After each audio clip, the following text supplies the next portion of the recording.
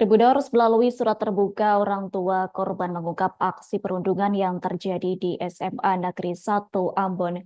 Korban tak lain adalah anak kandungnya yang baru duduk di kelas 12. Dijelaskan anaknya diajar oleh sejumlah siswa lainnya di dalam ruang kelas F13 sekira pukul 7:10 WIT pada Sabtu 16 November 2024.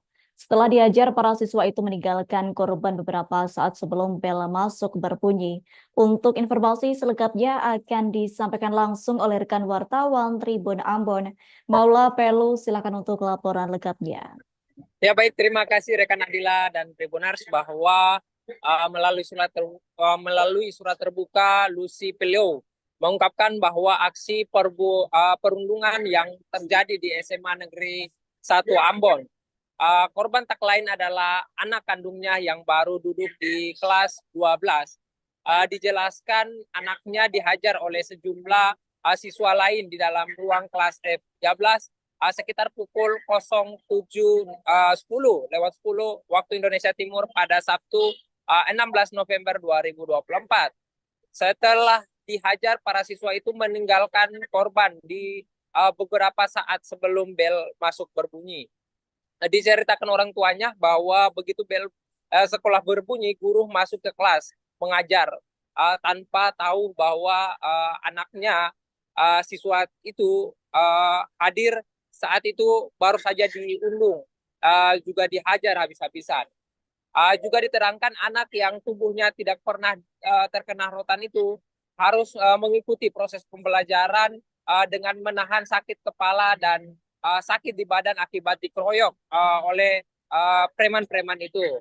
Diterangkan yang dituliskan dalam surat terbuka itu bahwa usai jam pelajaran barulah ketua kelas dan ketua OSIS menyampaikan kejadian apa yang dialami korban kepada guru dan diteruskan kepada bimbingan konseling.